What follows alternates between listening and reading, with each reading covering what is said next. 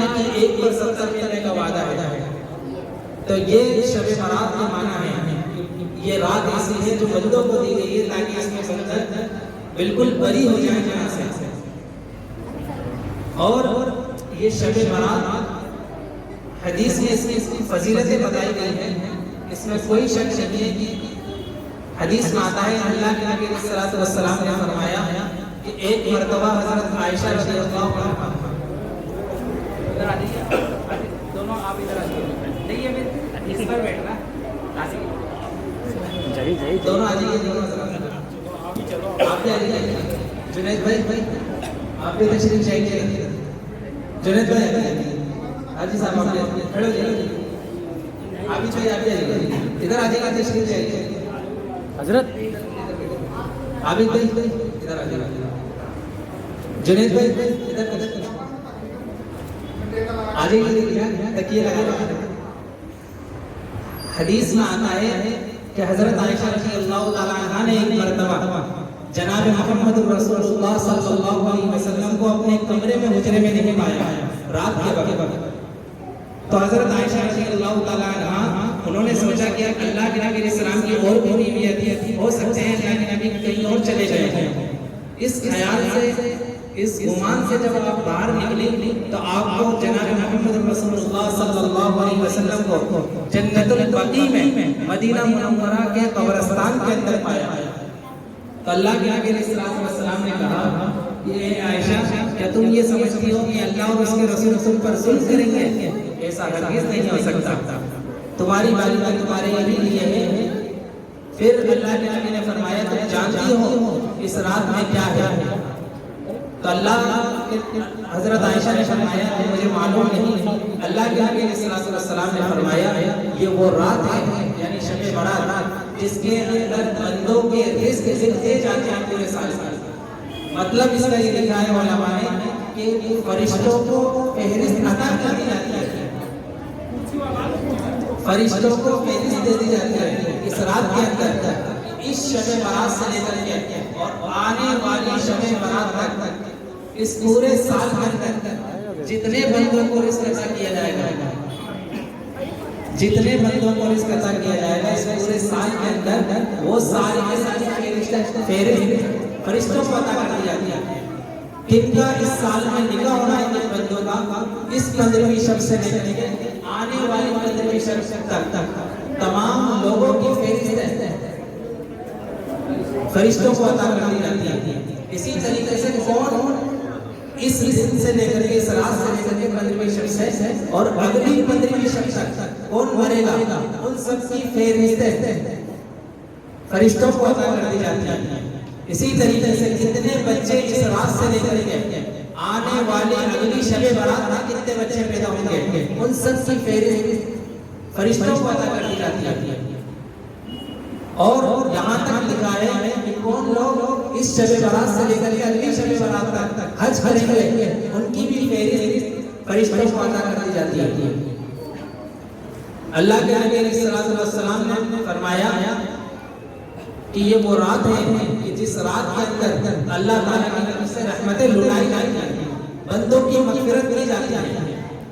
आप अंदाज़ा लगाएं कि इस रात के अंदर और इस रात के अंदर अल्लाह के नबी सल्लल्लाहु अलैहि वसल्लम ने फरमाया, हज़रत अली रज़ियल्लाहु अन्हु का फरमान है कि जनाब मोहम्मद रसूलुल्लाह सल्लल्लाहु अलैहि वसल्लम ने फरमाया इज़ा कानत लैलतुन निस्फ़ी मिन शाबान, जब 15वीं शब हो, शब बारात की जब 15वीं शब हो, शाबान की 15वीं शब, तो फ़क़ूमू लैलहा व सुम्मू यौमहा।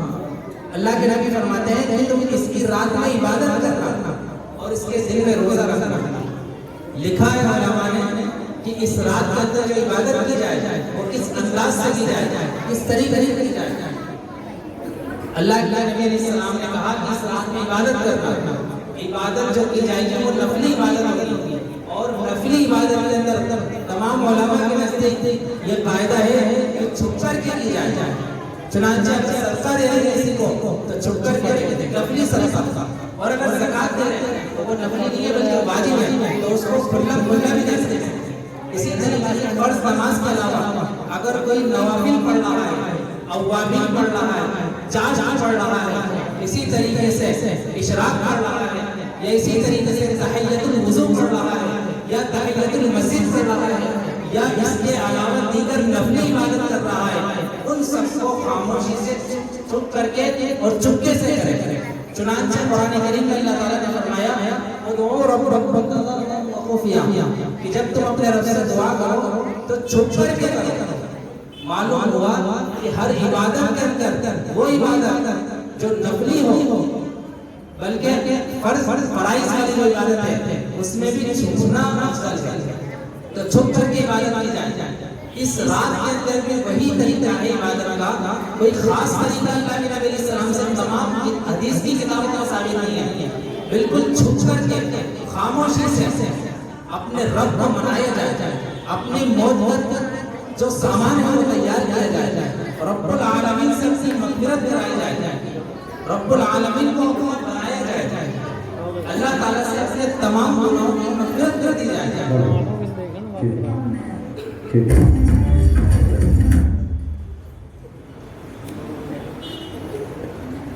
तो इसी तरीके से इस रात के अंदर इबादत की जाए, लेकिन वो इबादत जो हदीस से साबित है, जो खिलाफ हदीस नहीं है।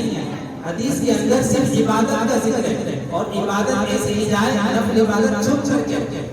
ऐसा नहीं हो कि लोग महफिलें जमा करके बैठे हो मस्जिद के अंदर, दुनियावी बातें भी हो रही है और वहाँ पर खरीद की बातें भी चल रही है, तिजारत की बातें चल रही है, और इबादत वहाँ पर बराए काम हो। इबादत बराए नाम हो, बल्कि इबादत खामोशी से चुप करके की जाए।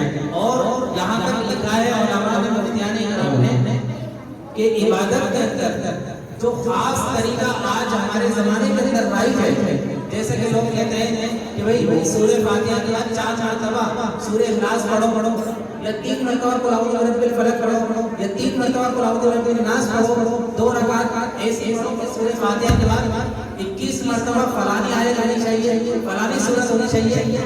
इन चीज़ों का कहीं से सबूत नहीं है, ये उलमाए किराम ने तो कहीं से इन चीज़ों का सबूत नहीं है, बल्कि हमें वो करना चाहिए जिसका सबूत कुरान और हदीस से हो। ऐसा ना हो कि हम ऐसा काम करें जो शरीयत और सुन्नत के मुताबिक ना हो, जबकि हम कुरान करीम का खुलासा निकालें, तमाम कुरान करीम का निचोड़ निकालें, तो अल्लाह ताला ने उस ईमान को मोतबर माना है जो ईमान सहाबा इकराम रिज़वानुल्लाहि अलैहिम अजमाइन का था। सहाबा इकराम रिज़वानुल्लाहि अलैहिम अजमाइन का जो ईमान था, उस ईमान को अल्लाह ताला ने मकबूल माना है। चुनांचे मुफस्सिरीन ने लिखा है कि तमाम कुरान के अंदर जहाँ जहाँ ईमान का जिक्र है, जहाँ जहाँ मुमिनीन का जिक्र है, वहाँ पर ईमान और मुमिनीन से मुराद सहाबा इकराम रिज़वानुल्लाहि अलैहिम अजमाइन का ईमान है। चुनांचे अल्लाह ताला ने सूरह बकरा के अंदर पहले पारे के अंदर और पहले रोटी के अंदर कहा वइज़ा क़ील लहुम आमिनू कमा आमनन नास, कि तुम ईमान ले आओ ऐसा जैसा कि ये लोग ईमान लेकर आए। इन लोगों से मुराद मुफस्सिरीन ने लिखा है कि सहाबा इकराम रिज़वानुल्लाहि अलैहिम अजमाइन है। चुनांचे हम इबादत के अंदर भी जब 15वीं शब के अंदर इबादत करें तो गौर करें कि सहाबा इकराम ने किस तरीके से इसमें इबादत की थी। क्या महफिलें जमाई थी? क्या लोगों को क्या जिस तरीके से हम आज इबादत करते हैं, हमारे नौजवान गाड़ियों पर घूमते हैं और महफिलें जमाते हैं, होटलों को आबाद करते हैं, इस तरीके ये तरीका तो हमें कहीं इस हदीस से नहीं मिलता। जबकि अल्लाह ताला ने कहा हे ईमान वालों ऐसा ईमान ले आओ जैसा कि ये सहाबा ईमान ले आए। सहाबा के ईमान को आइडियल और असल और सहाबा के ईमान को एक कसौटी बना दिया कि अगर तुम ईमान वाले बनना चाहते हो तो इन जैसा मेयार का, इन जैसे असलियत वाला ईमान लेकर के आओ, जो खालिस ईमान था उनके अंदर। कैसा ईमान कि एक अंसारी सहाबी रज़ी अल्लाहु अन्हु जब अल्लाह के नबी की खिदमत में आए तो अल्लाह के नबी अलैहिस्सलाम ने एक मेहमान आए हुए थे, तो उम्महातुल मुमिनीन हज़रत आयशा रज़ी अल्लाहु ताला अन्हा इनके घर भिजवाया, किसी को पूछवाया तो कुछ खाने को है, तो जवाब आया कि कुछ खाने को नहीं। जब दूसरी अहलिया के पास भिजवाया कासिद को तो कहा कि कुछ खाने को नहीं। 3-4 जगह से जब ये बात आई तो एक अंसारी साहबी बैठे थे, अल्लाह के नबी सल्लल्लाहु अलैहि वसल्लम ने कहा कि कौन इनकी मेहमान नवाजी करेगा, तो वो कहने लगे कि मैं करूँगा। और घर घर जाकर के एहलिया से पूछा कि बताइए कुछ खाने को है, तो एहलिया कहने लगी खाने को कुछ नहीं है, इतना खाने को है कि या तो बच्चे खा लें या ये मेहमान खा लें। तो वो सहाबी कहने लगे, आप अंदाजा लगाएं उनके ईमान का क्या आलम होगा। कहने लगे कि बच्चों को तो पहला फुसला करके सुना दो, उनको सुला दो और चिराग को खुल कर देना, और जब मेहमान खाने लगे तो मैं उसके पास बैठ जाऊंगा और हाथ हिलाता रहूंगा ताकि मेहमान सोचे कि ये भी खाना खा रहे हैं। चुनांचे ऐसा ही हुआ कि इस तरीके से अंसारी सहाबी ने हाथ चलाया मुंह की तरफ, मेहमान सोचता रहा कि ये भी खा रहे हैं, और पेट भर करके जब उन मेहमान ने खा लिया तो खाने के बाद अब जब वो रुखसत हो गए, सुबह अल्लाह के नबी की खिदमत में हाजिर हुए, तो अल्लाह के नबी अलैहि सलाम ने कहा कि उन सहाबी से मुखातब होकर के कि वो कौन सा तुम्हारा अमल था कि जिस तुम्हारे अमल पर अल्लाह ताला ने कुरान करीम में आयत उतार दी, वही कि ये लोग तो ऐसे हैं कि अपनी जानों पर दूसरों को तरजीह देते हैं, अगरचे खुद फक्र फाका में हो, अगरचे खुद तंगदस्त हो, अगरचे खुद जो है गरीबी की हालत में हो, खुद के पास कुछ खाने को ना हो, लेकिन दूसरों को तरजीह देते हैं अपनी जानों पर। इसीलिए तो अल्लाह ताला ने इनकी जिंदगी को नमूना बना दिया, कसौटी बना दिया, आइडियल जिंदगी बना दिया कि अगर ईमान लाना चाहते हो, अगर ईमान लाना चाहते हो, ईमान वाले बनना चाहते हो, जन्नत के मुस्तहिक होना चाहते हो, तो ये मेयार पर ईमान लाओ।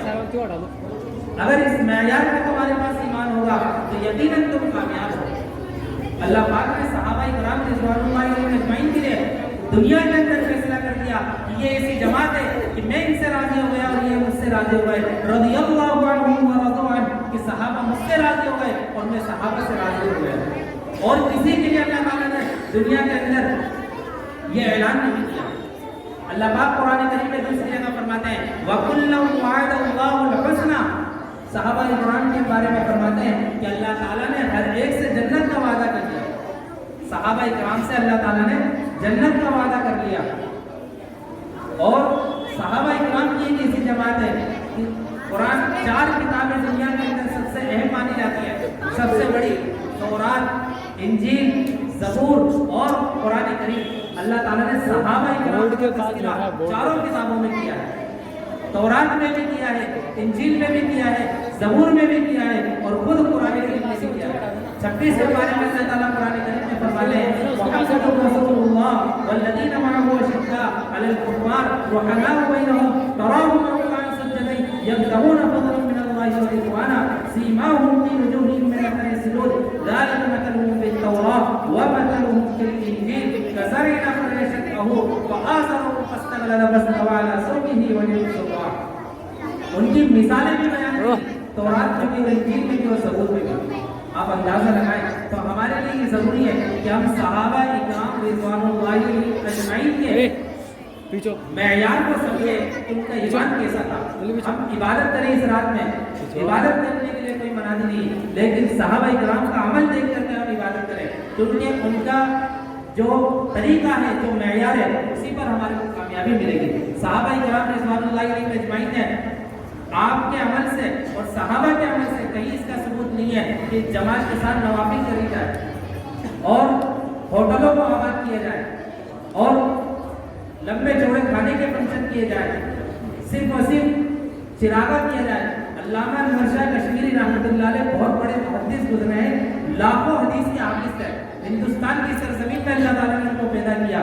लिखा है उलमा ने कि मुहद्दिसीन का दरवाजा यहाँ पर आकर बन चुका है। लाखों हदीस है, 1 लाख के अशार हिफ्ज़ थे।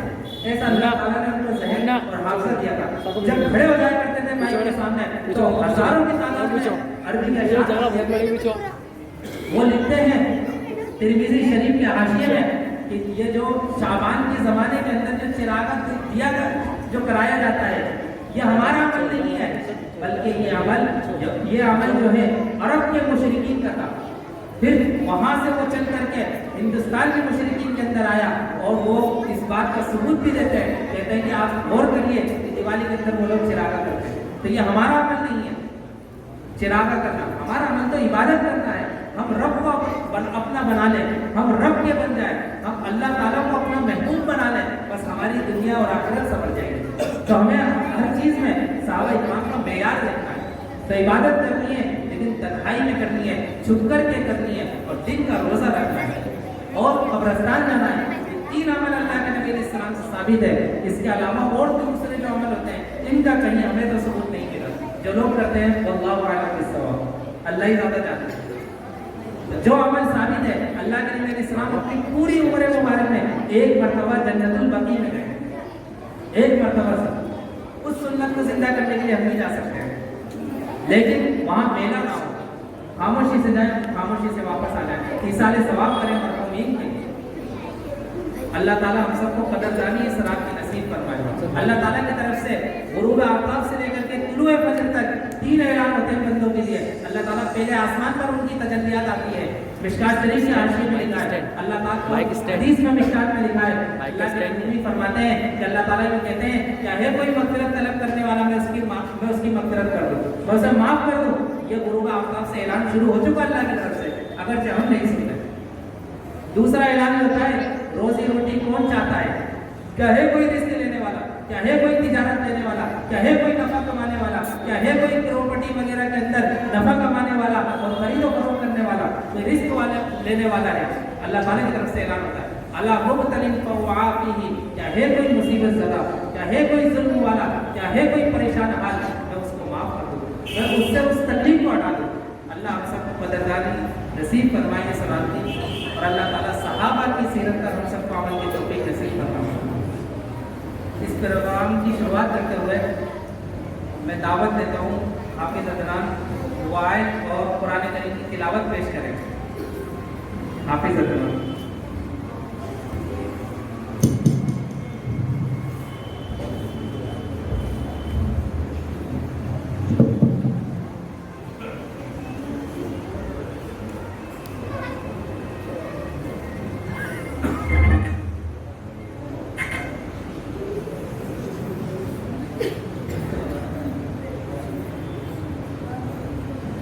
أعوذ بالله من الشيطان الرجيم.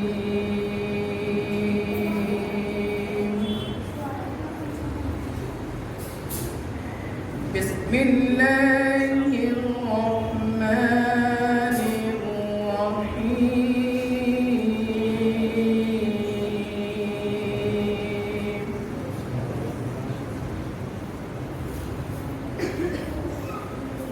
فاذكروني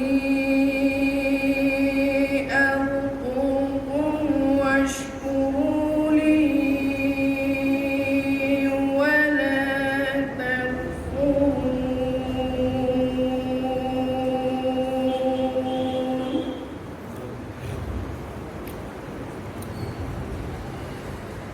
يا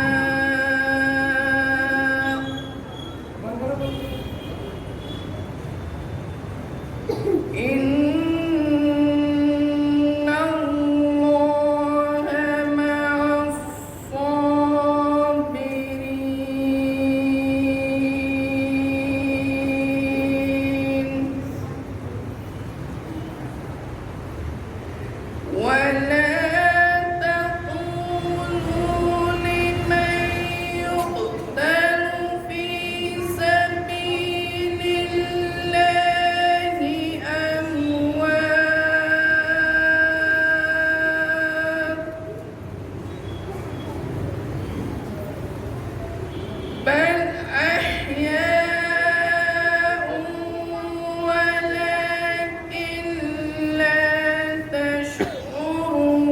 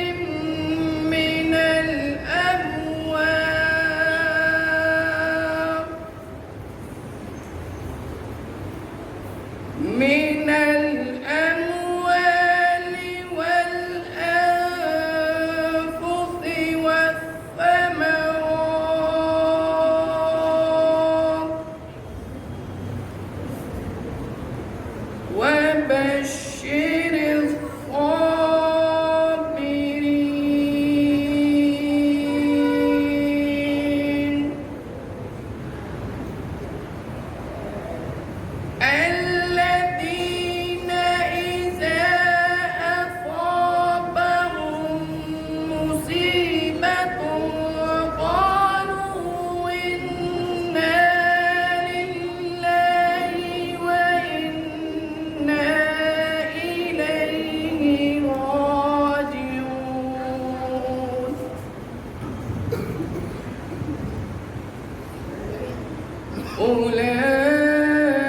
أولئك عليهم صلوات من ربهم ورحمة وأولئك هم المهتدون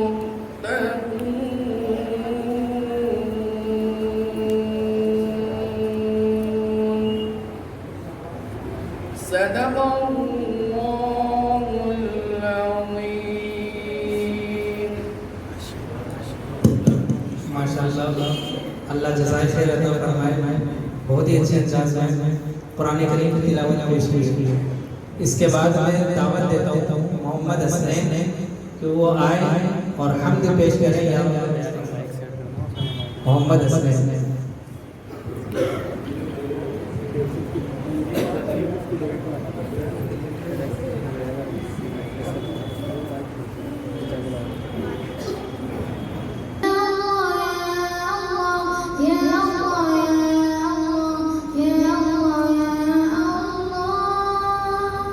या रब मुस्तफा तू मुझे हज पे बुला, आके मैं देख लूं आँख से काबा तेरा। या रब मुस्तफा तू मुझे हज पे बुला,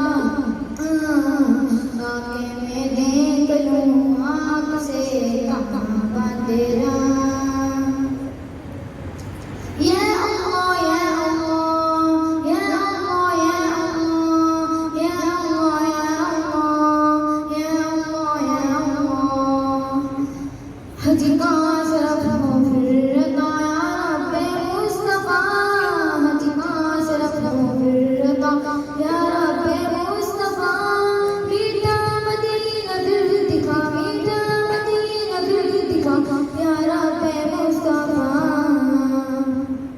या रब्बे मुस्तफा तू मुझे हज पे बुला, आके मैं देख लूं आँख से काबा तेरा।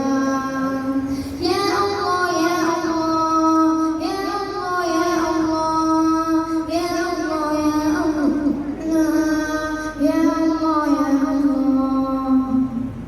रोती रहे जो हर घड़ी इश्क़े रसूल में, रोती रहे जो हर घड़ी इश्क़े रसूल में, रोती रहे जो हर घड़ी इश्क़े रसूल में।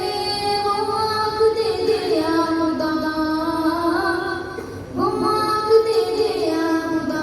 रब्बे मुस्तफा या रब्बे मुस्तफा तू मुझे हज पे बुला, आके मैं देख लूं आँख से काबा तेरा। या अल्लाह या अल्लाह या अल्लाह या अल्लाह या अल्लाह या अल्लाह या अल्लाह या अल्लाह। सब पहले हाँ साथ में वो काश चल पड़े, जब पहले हाँ साथ में वो काश चल पड़े। सूए मदीने का फला, सूए मदीने का फला। या रब्बे मुस्तफा या रब्बे मुस्तफा तू मुझे हज पे बुला, आके मैं देख लूं आँख से काबा तेरा। या अल्लाह या अल्लाह या अल्लाह या अल्लाह या अल्लाह या अल्लाह या अल्लाह। आँखों में जलवा शहबा और लबे नात हो, आँखों में जलवा शहबा और लबे नात हो। जब रूह तन से हो जुदा, जब रूह तन से हो जुदा। या रब्बे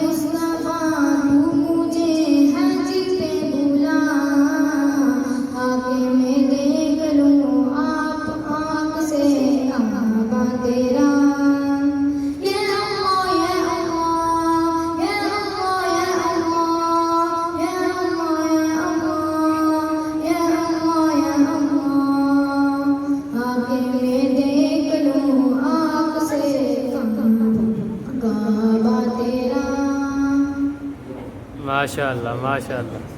माशाल्लाह। इसके बाद में बिला ताखीर दावत दूंगा उमामा वो आए सूरह फातिहा और सूरह इखलास मां तर्जुमा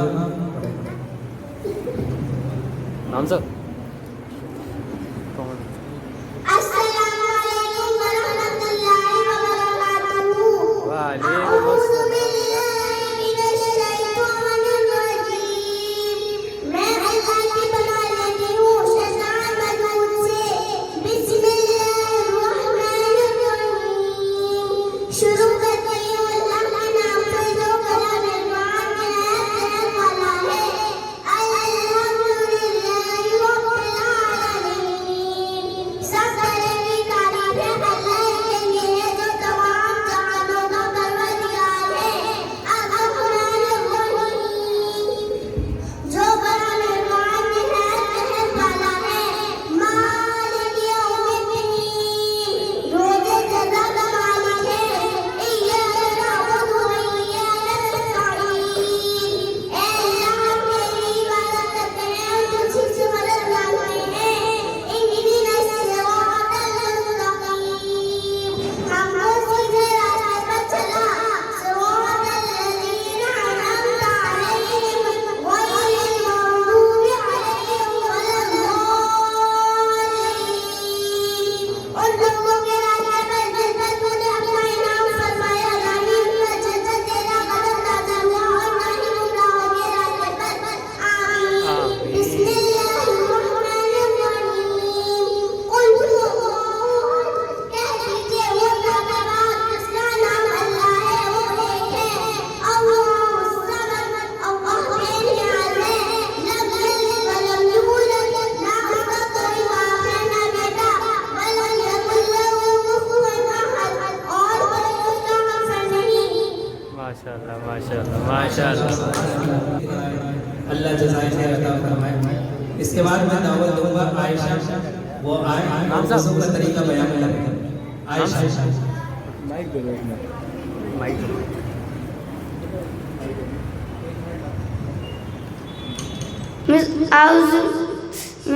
अस्सलामु अलैकुम रहमतुल्लाहि व बरकातुहू। वज़ू का तरीका नंबर 1 सबसे पहले अल्लाह को खुश करना और पाक होने की नियत करना। नंबर 2 पाक और साफ पानी से वज़ू करना। नंबर 3 बिस्मिल्लाह पढ़कर वज़ू करना। नंबर 4 दोनों हाथ कट्टों तक 3 मरतबा धोना।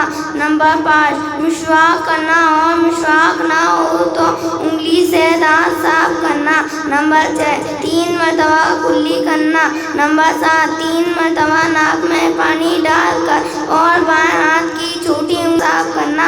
नंबर 8 3 मरतबा मुंह धोना और एक कान की लोल से दूसरी कान की लोल तक और पेशानी के बालों से ठोड़ी के नीचे तक। 9 3 मरतबा दोनों हाथ कोहनी के ऊपर तक धोना। पहले दायां हाथ फिर बायां हाथ और उंगलियों का खलाल करना। नंबर 10 हाथ पानी से गीला करके सर का कानों का गर्दन का 1 मरतबा मसा करना। नंबर 11 3 मरतबा दोनों पैर टुकनों के ऊपर तक धोना। पहले दायां पैर फिर बायां पैर और उंगलियों का खलाल करना। नंबर 12 चेहरा हाथ और पैर को अच्छी तरह लिगड़ कर धोना। नंबर 13 वज़ू के बाद की दुआ पढ़ना।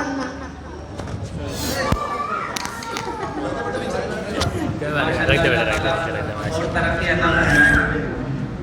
जिस अंदाज से बच्चों ने पढ़ाया अल्लाह ताला और तरक्की यहाँ से नवाजे। इसके बाद मैं दावत दूंगा जियान और जुनैद वो आए और सवाल और जवाब पेश करें। जियान और जुनैद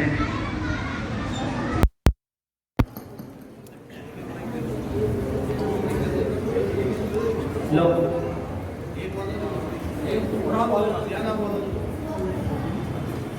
अस्सलामु अलैकुम व रहमतुल्लाहि व बरकातुहू। वालेकुम अस्सलाम व रहमतुल्लाहि व बरकातुहू। रसूल किसे कहते हैं? अल्लाह ताला के भेजे हुए पैगंबर को रसूल कहते हैं। अल्लाह ताला ने रसूल क्यों भेजे हैं? अल्लाह ताला ने इंसानों को सीधा रास्ता दिखाने के लिए रसूल को भेजा है। रसूल कौन होते हैं? रसूल अल्लाह के अंदर सबसे अच्छे इंसान होते हैं। रसूल किन बातों की तारीफ बातों की तालीम देते हैं। रसूल और नबी कितने हैं? रसूल और नबी ठीक ज्यादा सही ताला जानते हैं। रसूल हमारे नबी का नाम क्या है? हमारे नबी का नाम हज़रत मोहम्मद सल्लल्लाहु अलैहि वसल्लम है। हमारे सबसे पहले नबी का नाम क्या है? हमारे सबसे पहले नबी का नाम हज़रत आदम अलैहिस्सलाम है। हमारे सबसे आखिरी नबी का नाम क्या है? हमारे सबसे आखिरी नबी का नाम हज़रत मोहम्मद सल्लल्लाहु अलैहि वसल्लम है। हमारे नबी हजरत मोहम्मद सल्लल्लाहु अलैहि वसल्लम के बाद क़यामत तक कोई नया नबी आएगा?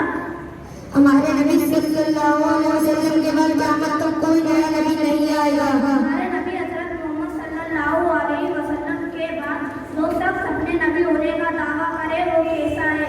हमारे नबी सल्लल्लाहु अलैहि वसल्लम के बाद जो शख्स अपने नबी होने का दावा करे वो सबसे बड़ा झूठा है। वालेकुम अस्सलाम व रहमतुल्लाहि व बरकातुहू। बहुत अच्छे अंदाज से पढ़ा, अल्लाह ताला तरक्कियात से नवाजे। इसके बाद मैं दावत दूंगा अल्फेज वो आए और हमद पेश करें।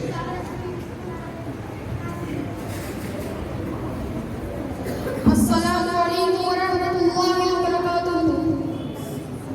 हस्बी रब्बी जल्लल्लाहु फी क़ल्बी गैरुल्लाह नूर मुहम्मद सल्लल्लाहु ला इलाहा इल्लल्लाह।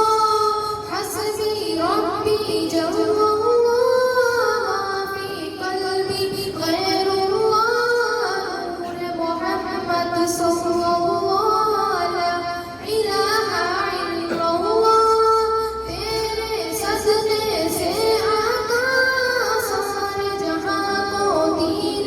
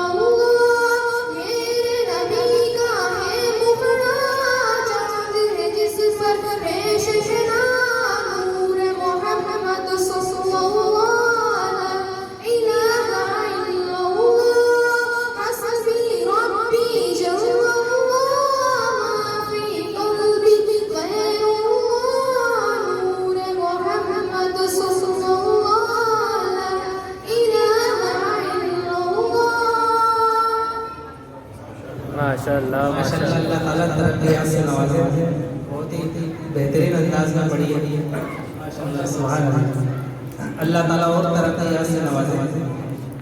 इसके बाद मैं दावत दूंगा हबीबा कि वो आए और खाने और पीने की सुन्नतों को पेश करें। खाने और पीने की वो सुन्नतें जिनमें से हर एक हदीस शरीफ से सही हदीस है, जिनमें बुखारी भी है, मुस्लिम भी है, तिरमिज़ी भी है, अबू दाऊद भी है, इब्ने माजा भी है और नसाई भी है। इसके अलावा और भी बहुत सारी किताबें हदीस की, उन किताबों के हवाले से जो ये बच्चे पेश करेंगे वो उन सब का हवाला मौजूद है और ये हदीस शरीफ के हवाले से पेश करेंगे। यानी हदीस शरीफ का हवाला तो बयान नहीं करेंगे, लेकिन वो अहादीस से बिल्कुल साबित है। अस्सलाम वालेकुम रहमतुल्लाहि व बरकातहू। खाना खाने की सुन्नतें नंबर 1 दस्तरखान बिछाना, नंबर 2 दोनों हाथों पर दोनों पहुंचना, नंबर 3 खाने से पहले दुआ पढ़कर खाना, नंबर 4 सुन्नत किताबें एक साल रोजाना बैठकर खाना, नंबर 5 दाएं हाथ से खाना, नंबर 6 अपने सामने से खाना, नंबर 7 तीनों उंगलियों से खाना, नंबर 8 अगर ऊपर गिर जाए तो उठाकर खा लेना, नंबर 9 टीक लगाकर ना खाना, नंबर 10 अगर उंगलियों को चाट-चाट साफ करना, नंबर 11 खाने में निकालना, नंबर 12 बहुत ज्यादा गरम ना खाना, नंबर 13 खाने का दुआ पढ़ना, नंबर 14 खाने का हाथ धोकर कुली करना। पानी पीने की सुन्नतें नंबर 1 बैठ कर पीना, नंबर 2 दाएं हाथ से पीना, नंबर 3 लेकर पीना, नंबर 4 बिस्मिल्लाह पढ़कर पीना, नंबर 5 3-4 में पीना, नंबर 6 पीने के बाद अल्हम्दुलिल्लाह कहना।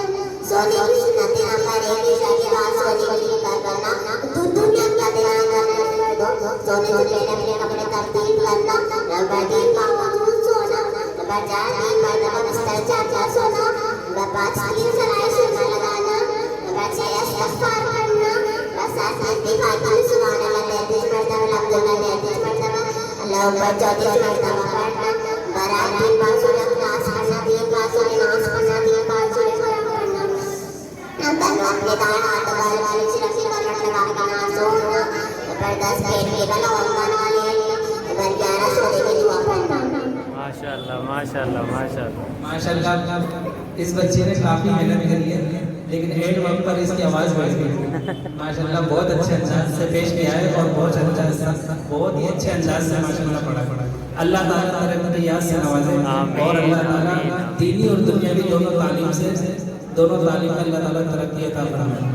इसके बाद मैं दावत दूंगा फरहान, वो आए और माँ बाप के हुकूक पर तकरीर पेश करें। फरहान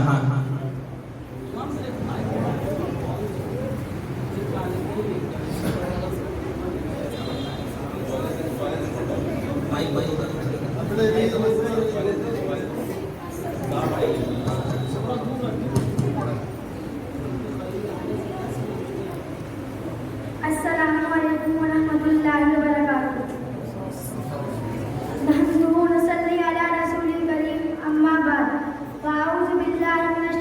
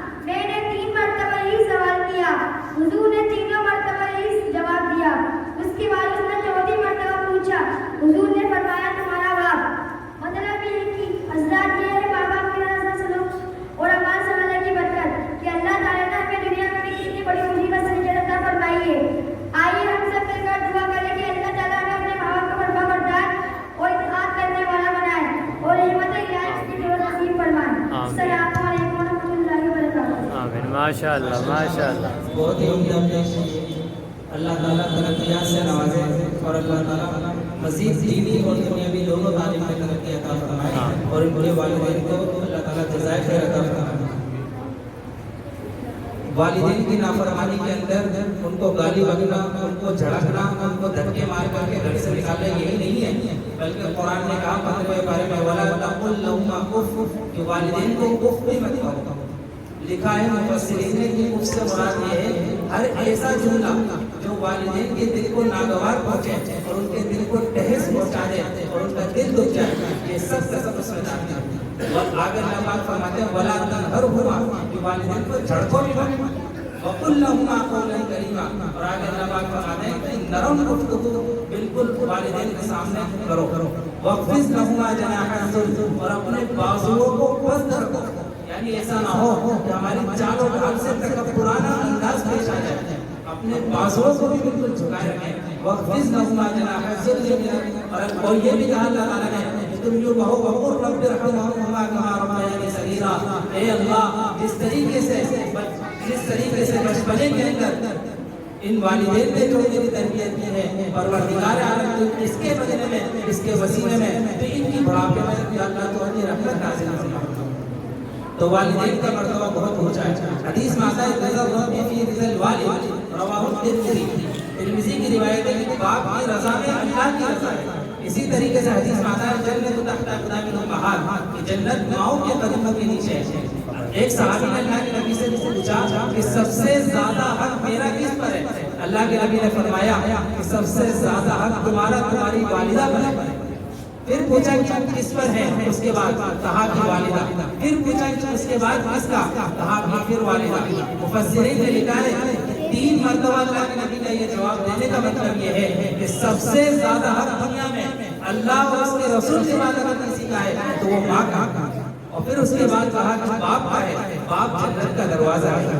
और वालिदैन की खिदमत का जो समरा है और जो उसका जो कुछ भी फल है वो अल्लाह ताला दुनिया में भी अता फरमाते हैं। चुनांचे किताब में लिखा है इमाम गज़ाली रहमतुल्लाह अलैह ने कि एक बाप की 4 औलाद, 4 बच्चे थे, उनमें से 4 बच्चों में से एक ने कहा कि वालिदैन की खिदमत वो करेगा जो मिरास में से कुछ नहीं लेगा।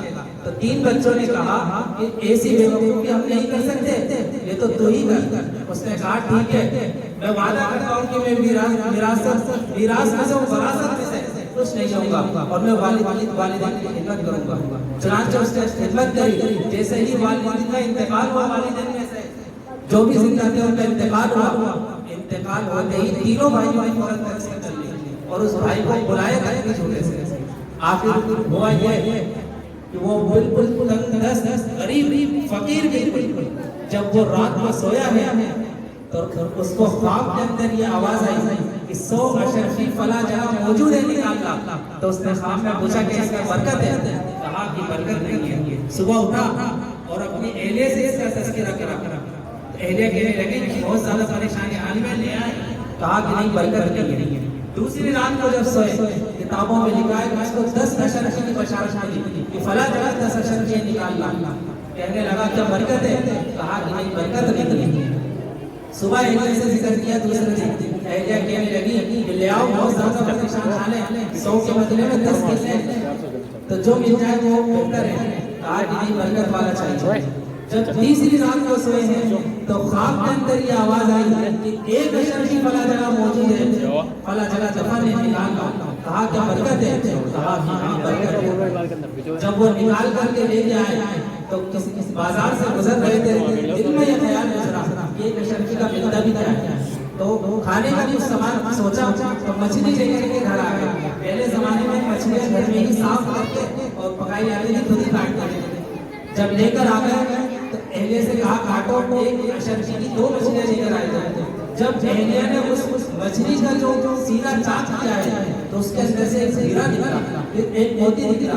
उस मोती को जब बाजार में बेचने के लिए वो शख्स गया तो तमाम बाजार वालों ने कहा कि इस चीज की पूरी बाजार मिलकर के कीमत अदा नहीं कर सकता, बादशाह के यहाँ जाओ। जब बादशाह के यहाँ पर वो शख्स पहुंचा तो बादशाह ने लिखा है किताबों में 90 खच्चर सोने से वो उसके बदले में दिए थे। ये तो एक मोती की कीमत नियामत अल्लाह ताला ने दुनिया में दी थी और दूसरा मोती इतना मौजूद है और आखिरत में इससे बेहतरीन बदला अल्लाह ताला ने तैयार कर रखा है। तो ये वालिदैन की खिदमत करने पर और उनकी नाफरमानी से बचने पर अल्लाह ताला ये अता करते हैं।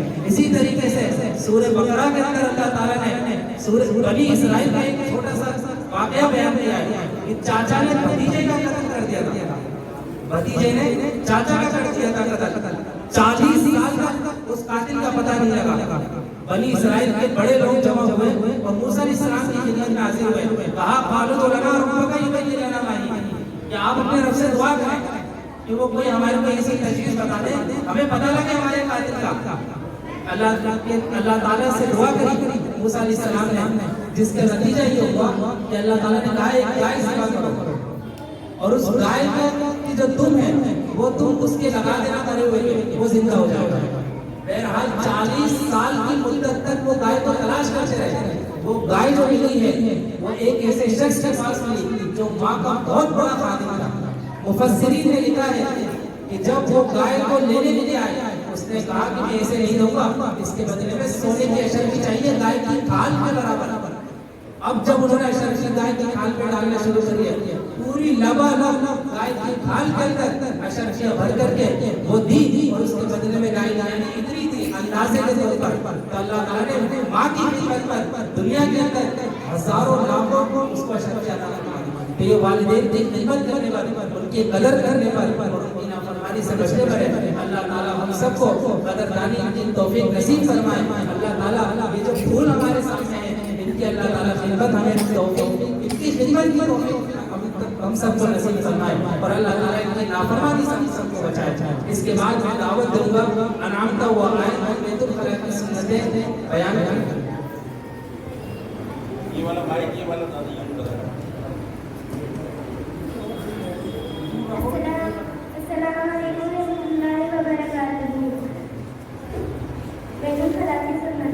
नंबर 1 सर ढक कर जाना, नंबर 2 जूते चप्पल पहन कर जाना, नंबर 3 दुआ कर जाना, नंबर 4 पहले वाला पैर अंदर रखना, नंबर 5 ये की तरफ ना मुंह करना ना पीठ करना, नंबर 6 बिल्कुल बात न करना, नंबर 7 खड़े होकर पेशाब न करना, नंबर 8 बाएं हाथ से इस्तिंजा करना, नंबर 9 इस्तिंजा करने के बाद मिट्टी का साबुन से हाथ धोना, नंबर 10 दाएं पैर से बाहर आना, नंबर 11 बाहर आने के बाद दुआ पढ़ना।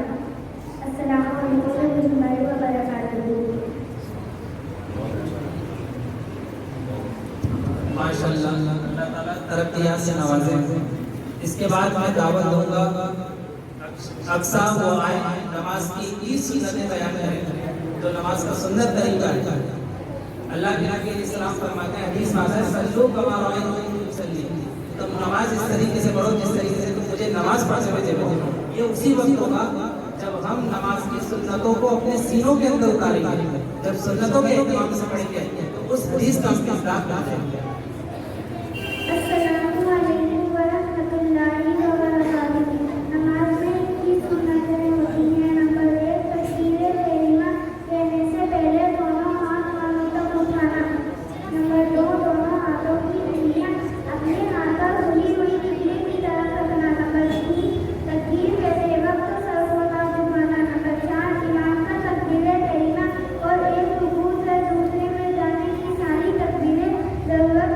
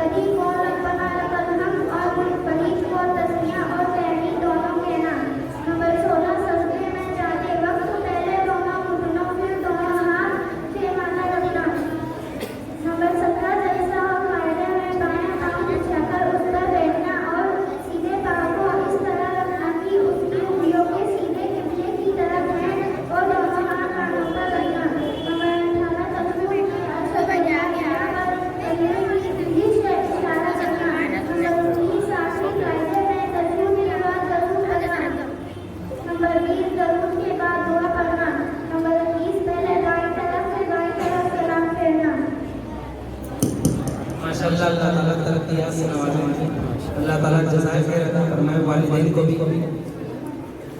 इसके बाद मैं दावत दूंगा ईसा वो आए और लिबास की सुन्नतें बयान करें। लिबास की सुन्नतें, कपड़े पहनने की क्या सुन्नतें हैं और क्या क्या किस अंदाज से पहनना चाहिए, उस तरीके को करें।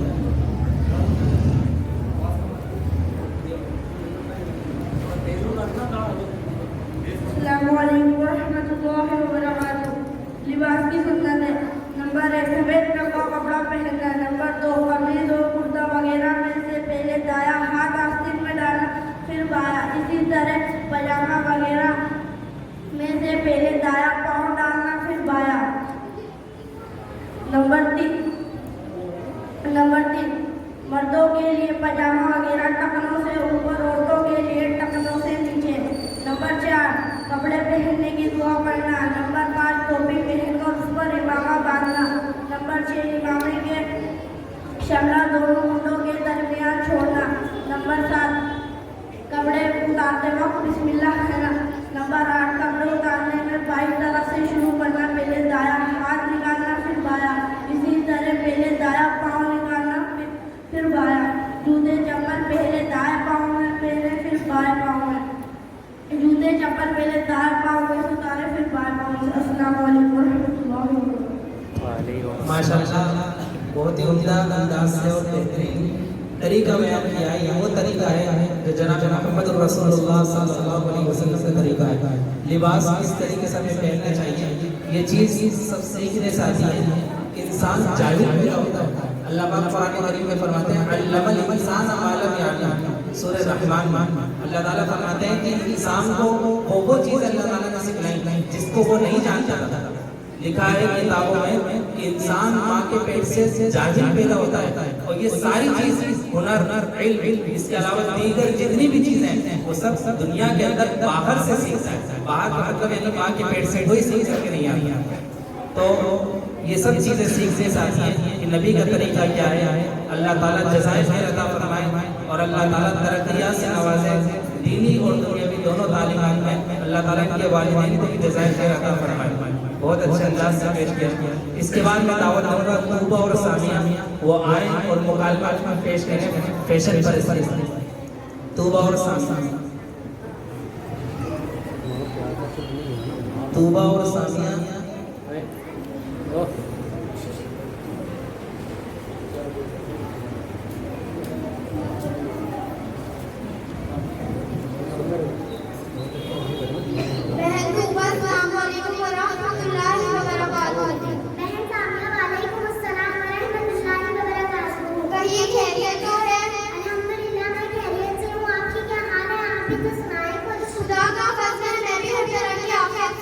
मुझे आपसे एक शिकायत है, वही शिकायत आपके और मेरे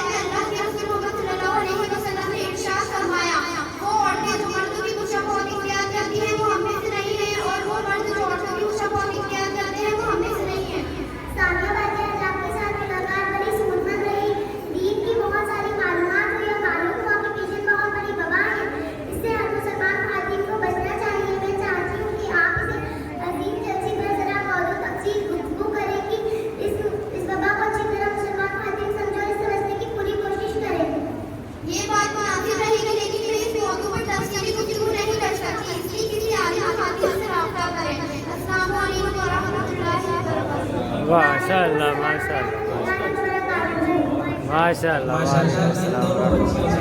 इस मुख्तसर से वक्त के अंदर इस बात का हमें समझ दिया है कि फैशन परस्ती जो है वो इस्लाम में जायज़ नहीं, और ऐसा फैशन जिसके अंदर नाजायज अज्जा मिलेंगे वो तो बल्कि हराम है। जैसे कि पिक की चर्चा मिली भी होती है, ये ऐसे प्रोडक्ट मौजूद है हमारे दरमियान में जिस पर उलमा के फतवे भी मौजूद है, तो ऐसी चीज जो है वो इस्तेमाल नहीं करना चाहिए।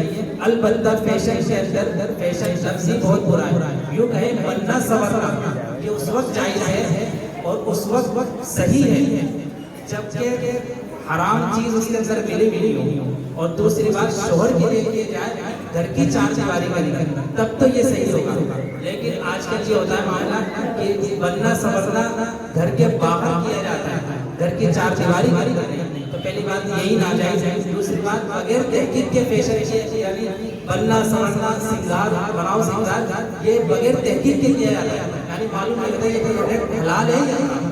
इसीलिए इसका अंदाजा किया जाए। और ये वबा और मर्ज और बीमारी हमारे दरमियान बहुत आम हो चुकी है। अल्लाह के नबी अलैहिस्सलाम की हदीस है, मुस्लिम शरीफ की रिवायत है, इमाम मुस्लिम इमाम बुखारी के शागिर्द हैं, उस हदीस की किताब के अंदर मौजूद है। अल्लाह के नबी फरमाते हैं कि बहुत से लोग वो होंगे, बहुत सी औरतें होंगी जो चुस्त लिबास पहनने वाले होंगे, कल क़यामत के अंदर वो नंगी उठाई जाएंगे, क्योंकि उनका ये चुस्त लिबास पहनना दुनिया के अंदर भी नंगा बनेगा।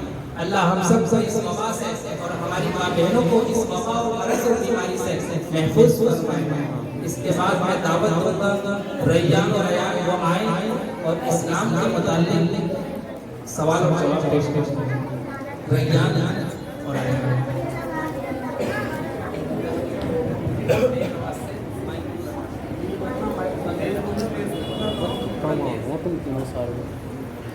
अस्सलामु अलैकुम वरहमतुल्लाहि वबरकातुहू। वालेकुम सलाम वरहमतुल्लाहि वबरकातुहू। कौन हो? आप मुसलमान हैं? नाम तो क्या है? हमारा मतलब इस्लाम है। नाम सिखाता है? इस्लाम सिखाता है अल्लाह एक की वही बयान करता है और अल्लाह मुहम्मद सल्लल्लाहु अलैहि वसल्लम अल्लाह के मेरे रसूल हैं। इस्लाम धर्म क्या है? इस्लाम धर्म ला इलाहा इल्लल्लाह मुहम्मद रसूलुल्लाह। हमको चार कदम मेरे नमाज सभी लोगों को बताइए। हमको 4 सालों की इस्लाम की मदद में दिया है। रोज़ी कौन देता है? रोज़ी अल्लाह देता है। वो देता है। वो अल्लाह देता है। मेरे मोहम्मद देता है। लेकिन वो अल्लाह देता है। मुझे बताओ। और अल्लाह ताला ने हमें सिखाते हैं। कुरान की किताब है। अल्लाह ताला की किताब है। कुरान की किताब है। कुरान की किताब के तमाम आयतें सिखाता है। जो मानी मत बदलना होती है। मानी की बात तो अलग होना है। कैसे कहते हैं? इससे ईमान जो लोग फैसले कहते हैं। इससे बेशुमार की अल्लाह ताला का सिवा किसी को मालूम नहीं। मजूर पैसे कितने हैं? मशहूर फैसले क्या है? मजूर पैसे के नाम बताओ। जिब्राइल अलैहिस्सलाम, हज़रत मिकाईल अलैहिस्सलाम, हज़रत इस्राफील अलैहिस्सलाम, हज़रत इजराइल अलैहिस्सलाम। इस्लाम की बुनियादी 3 चीजों पर है। इस्लाम की बुनियाद 5 चीजों पर है। ईमान, नमाज, हज और रोज़ा। इस्लाम में सबसे इबादत है क्या है? इस्लाम में सबसे अहम इबादत नमाज है। इस महीने को इस महीने को फर्ज है। रमज़ान के महीने में रोज़े फर्ज हैं। सलमान हज करने का जाते हैं। सलमान हज का इस्लाम में रोज़ा में जाते हैं। माशाअल्लाह माशाअल्लाह माशाअल्लाह। माशाअल्लाह बहुत अच्छा पेश किया। इस्लाम के मुताल्लिक़ बच्चों ने मालूमात सामने रखी है कि इस्लाम कैसे कैसे है, और इसके अलावा बहुत सी चीज़ें इसमें मौजूद थी। इसके बाद मैं दावत दूंगा सामिया और जिला वो आए और सवाल और जवाब मुकालमा पेश करें। जैसे सामिया और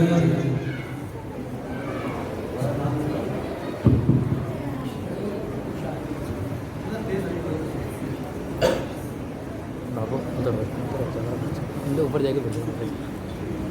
अस्सलामु अलैकुम वरहमतुल्लाहि वबरकातुहू। वालेकुम अस्सलाम वरहमतुल्लाहि वबरकातुहू। क्या बात है? अच्छा तो आपको चीज़ें नजर आ रही है, सब खैरियत तो है? हाँ, वैसे तो खैरियत है, लेकिन मेरी बेटी की शादी के दिन करीब आते जा रहे हैं, तो मेरी और तमाम घर वालों की परेशानियों में जोर जबर इजाफा होता जा रहा है। जिंदगी में लज्जत खत्म हो गई।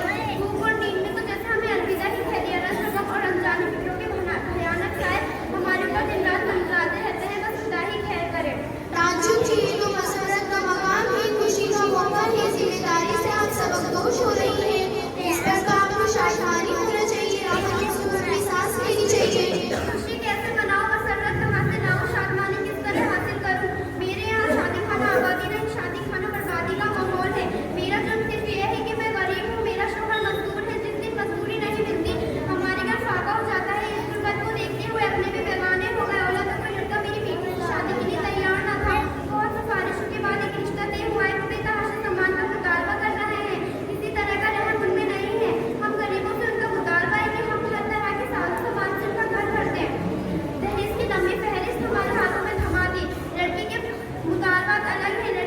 दादा की ख्वाहिश अलग है और वालिद की तमन्ना भी कुछ कम नहीं। आखिर कैसे पूरा करें? लड़कियां भी शाहजादा से एक हाथ होती तो जान पर खेल जाती। अब तो सोचती हूँ लड़कियों को जाओ जहर में डाल अपने आप को फना कर डालते हैं। मेरी प्यारी बहन, ऐसी बातें ना करो। ऐसी बातें करना मुसलमान औरत की सेवा में नहीं। या अल्लाह, तूने हमें गुर्बत क्यों दी और फिर गुर्बत के साथ बेटी क्यों दी? बहन, आपको रंजीदा और मालूम होने की कोई जरूरत नहीं है। खुदा ने मुझे भी एक बेटा दिया है। आप अपनी बेटी की शादी मेरे बेटे से मंसूख कर दीजिए। आपका बेटा क्या करता है? वो 2 साल पहले ही दयालु में से फारिग हुआ है। मस्ती की वजह से नहीं पढ़ाता है। उसकी तनख्वाह क्या है? तकरीबन 3000 रुपए। तो फिर आप अपने घर में मशवरा कर लीजिए और लड़की के वालिद मोहतरम से भी मशवरा कर लीजिए। और मैं आपसे यही अर्ज करूंगी कि मुतालबत हमारी गुर्बत को सामने रखकर हो। बहन, आप ये कैसी बातें कर रही है? लो मुतालबा ऐसा कभी नहीं हो सकता। हमें सिर्फ आपकी लड़की चाहिए। हम कभी भी हमारे यहाँ से पहला कर लिए जाएंगे। आप फिक्र ना करें। अगर आपको फिक्र करनी है तो पूरे समाज की कीजिए, पूरे मुआशरे की कीजिए। आपकी तरह ना जाने कितने वालिदैन इस कश में हैं। इस दहेज के खात्मे के लिए मैं हर तरह की कुर्बानी देने के लिए तैयार हूँ, लेकिन ये तो बताओ पूरे मुआशरे से ये बीमारी किस तरह खत्म होगी? इस बीमारी का वाहिद इलाज ये है कि जब अपने बेटे की शादी करें, जब आपकी नस्ल माल पर, हुस्न जमाल पर, हसब नस्ल से ज्यादा अपनी बेटी की दिलदारी पर हो, फिर कामयाबी है। और मैं उन तमाम मुआज़्ज़ज़ ख्वातीन से अर्ज़ करती हूँ कि इस रस्म का खात्मा करने के लिए कम व्यवस्था हो जाइए। इस घर पर और इस समाज पर रहम करें। अगर आप इस्लाम है तो आप कलमनूर है। आप अपनी आका भी नाम लेता है।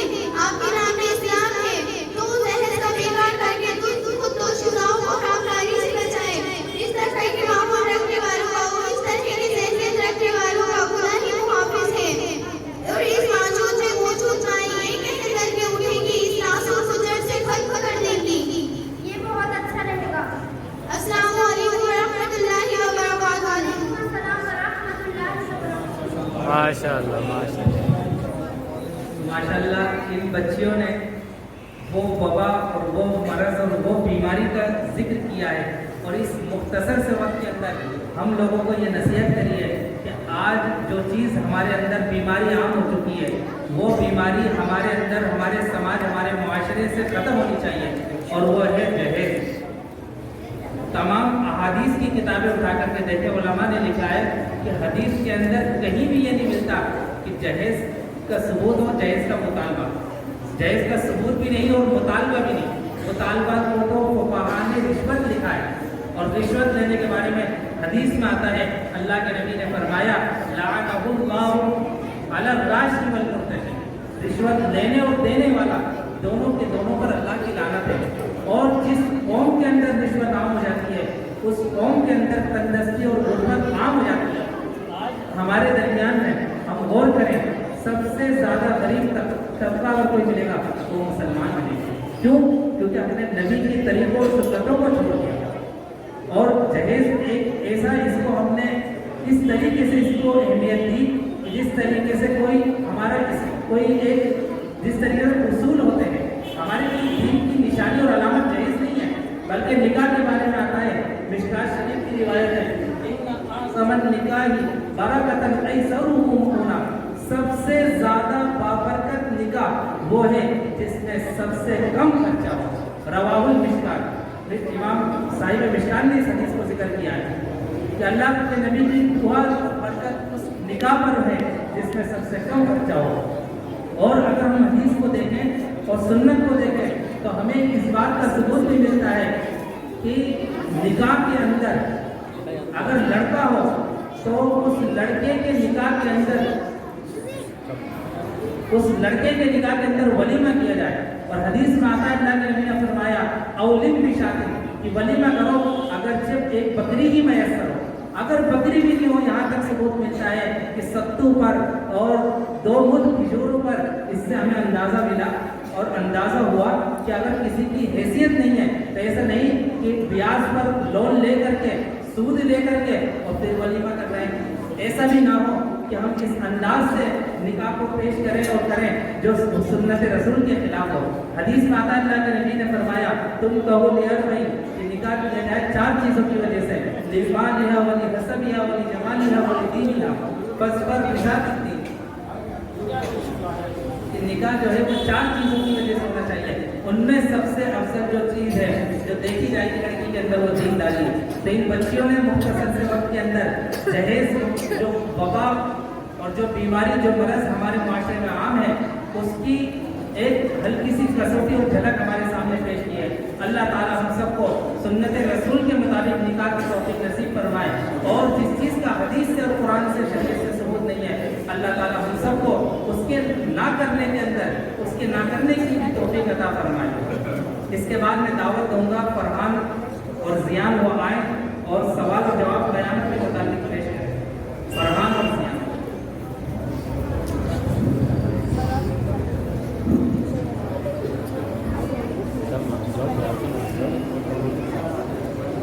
अस्सलामु अलैकुम वरहमतुल्लाहि वबरकातुहू। वालेकुम अस्सलाम वरहमतुल्लाहि वबरकातुहू। क़यामत का दिन किसे कहते हैं? जिस दिन तमाम इंसान मर जाएंगे, जमीन और आसमान को पूरी कायनात तबाह बर्बाद हो जाएगी। इस दिन को क़यामत का दिन कहते हैं। तमाम इंसान और जानवर कैसे मर जाएंगे?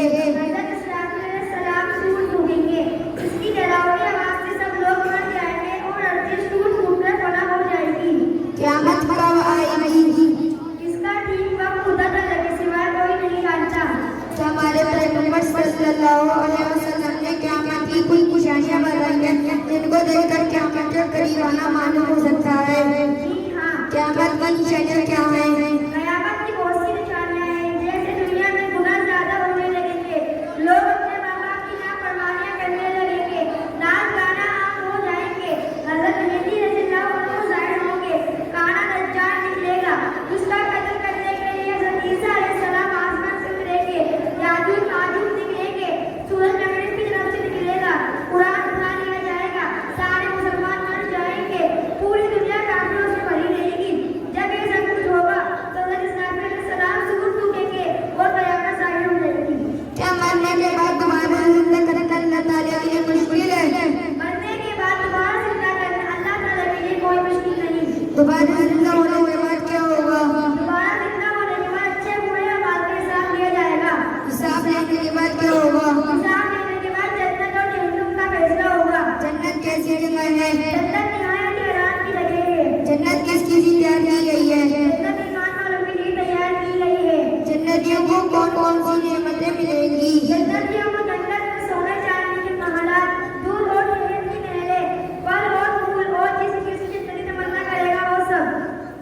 जन्नतियों को जन्नत में कभी मौत आएगी? नहीं, जन्नत की जन्नत का हमेशा हमेशा रहेगा। जहन्नुम कैसी जगह है? जहन्नुम निहायत ही तकलीफ की जगह है। जहन्नुम किसकी लिए तैयार की गई है? जहन्नुम काफिर और मुशरिकों के लिए तैयार की गई है। जहन्नुम में क्या क्या होगा? जहन्नुम में बड़े बड़े सांप, बिच्छू और पीने के लिए फलता हुआ पीप और खाने के लिए कांटेदार दरख्त होगा। अस्सलामु अलैकुम वरहमतुल्लाहि वबरकातुहू। माशाअल्लाह माशाअल्लाह। माशाअल्लाह बहुत खूब अल्लाह ताला तरफ दिया से नवाजे। इसके बाद मैं दावत दूंगा हसनैन वो आए और दुआ पेश करें।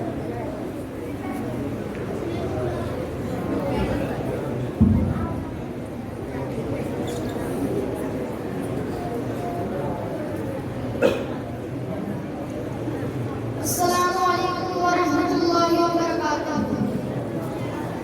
अदामत मुझे क्यों इतनी मैं तो कुरान बनाई हूँ, रसूलुल्लाह का वारिस सहाबा का सिपाही हूँ।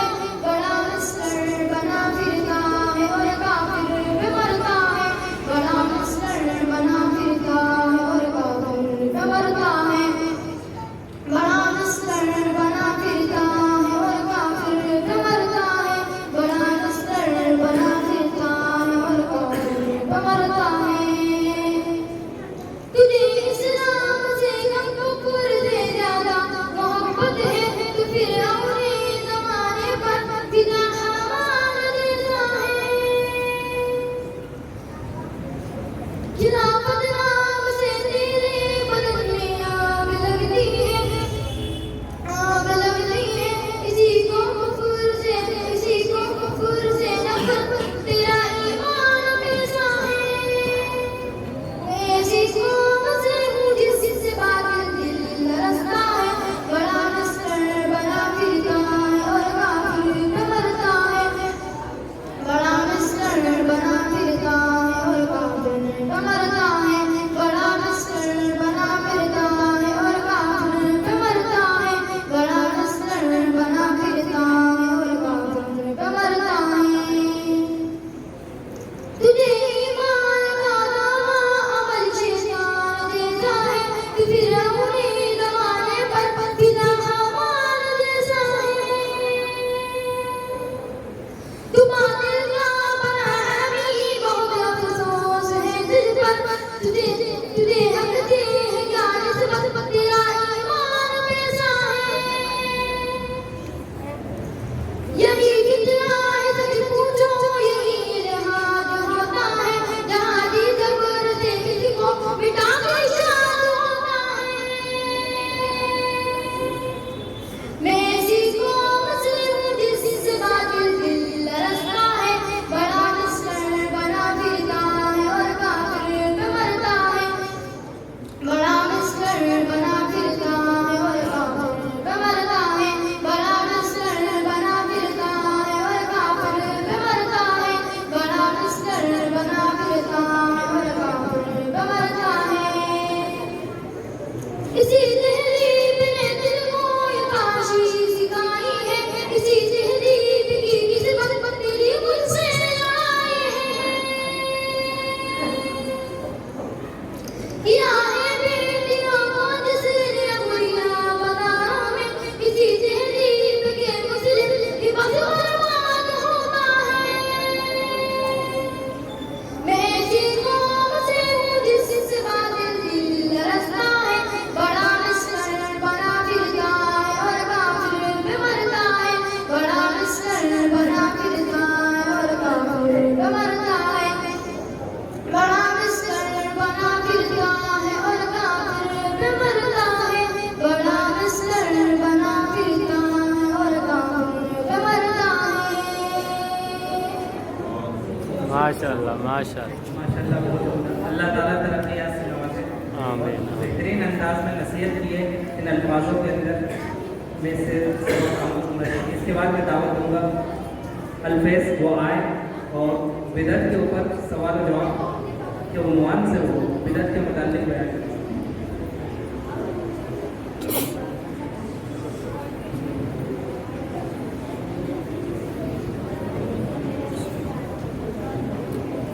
अस्सलामु अलैकुम वरहमतुल्लाहि वबरकातुहू।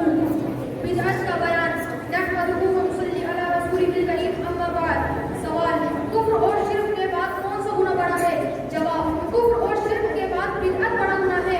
हदीस पाक में है, बिदअत उन चीजों को कहते हैं जिनकी असल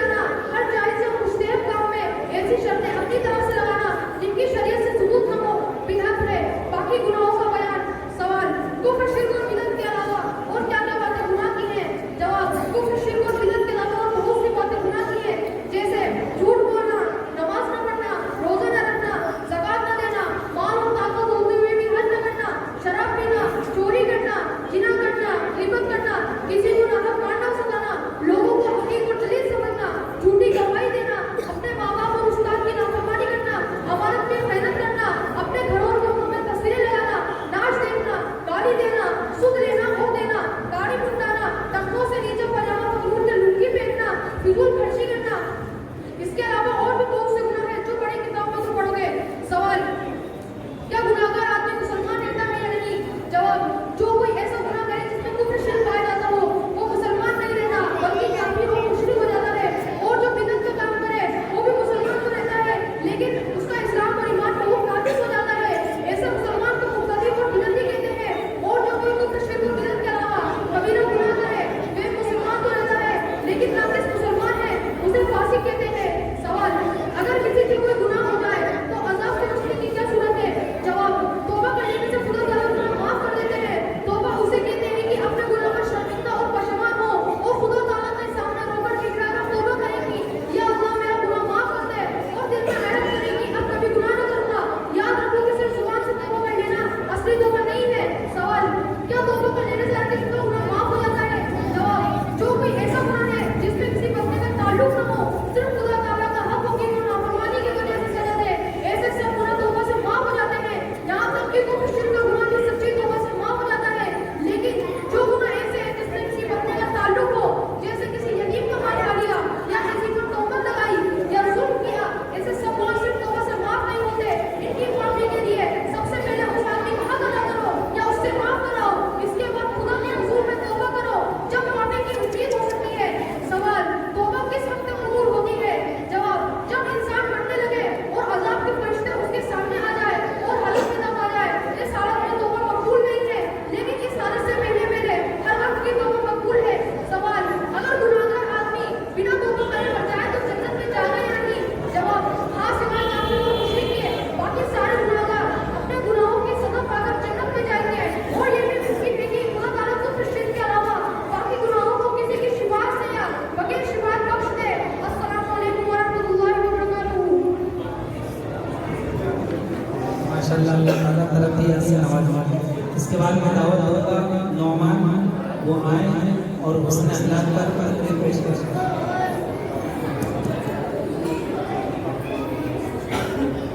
अस्सलामु अलैकुम व रहमतुल्लाहि व बरकातुहू। मैं मदहून सल्ली अला रसूलिल करीम, अम्मा बाद, अऊज़ु बिल्लाहि मिनश शैतानिर रजीम, बिस्मिल्लाहिर रहमानिर रहीम, इन्नका लअला खुल्किन अज़ीम। मेरे मोहतरम बुजुर्गों और दीनी भाइयों, अस्सलामु अलैकुम व रहमतुल्लाहि व बरकातुहू। अभी मैंने आपके सामने कलाम पाक की तिलावत की है, जिसमें अल्लाह जल्ल जलालहू ने हुजूर पाक सल्लल्लाहु अलैहि वसल्लम के एक वाक़ का बयान किया है। हे महबूब सल्लल्लाहु अलैहि वसल्लम, हमने आपको बुलंद अखलाक का पैकर बनाकर भेजा है। सुनाते हुजूर पाक सल्लल्लाहु अलैहि वसल्लम की हयात तैयबा में आला तरीन अखलाक के नमूने मिलते हैं। आप सल्लल्लाहु अलैहि वसल्लम के अखलाक का ये आलम था कि कोई आपको गाली देता, आप उसको दुआ देते, कोई आपको बुरा भला कहता, आप मुस्कुरा कर गुजर जाते, किसी को बुरा भला न कहते। एक मरतबा आप सल्लल्लाहु अलैहि वसल्लम ताइफ तशरीफ ले गए। वहाँ जाके वहाँ के लोगों को एक अल्लाह की दीन की दावत दी। आपका पैगाम सुनकर वहाँ के सरदार बिगड़ गए और बहुत बदतमीजी से पेश आए। जब आप वापिस होने लगे तो शरार और बदमाश बच्चों को पीछे लगा दिया। उन्होंने आप पर इतने पत्थर फेंके कि आपके जिस्म तरीक से खून चालू हो गया और आपके जूते मुबारक खून से तर हो गए। आप सल्लल्लाहु अलैहि वसल्लम निडार होकर एक बाग में बैठ गए। अल्लाह की रहमत को जोश आ गया और एक फरिश्ता आप सल्लल्लाहु अलैहि वसल्लम की खिदमत में हाजिर हुआ। कहने लगा, अगर आप हुक्म दें तो ये दोनों जान के बाड़ों को आपस में मिला दें और ये सब बस्ती वाले इसमें ही पिस जाएं। और कुर्बानी जारी है कि आपके रसूल सल्लल्लाहु अलैहि वसल्लम के अखलाक पर आपने फरमाया, ये मुझे पहचानते नहीं, वरना ऐसा न करते। अगर ये आज ईमान नहीं लाए तो अल्लाह की जात से उम्मीद है कि इन्हों की नस्लें ईमान लाएंगी। चुनाचे बाद में ऐसा हुआ, किसी कबीले के एक नौजवान मोहम्मद बिन कासिम रहमतुल्लाह वाले ईमान की दावत लेके हिंदुस्तान आए। उन्हों की बदौलत है कि आज हम मुसलमान हैं। इसी तरह एक गुड़िया का वाक़या है।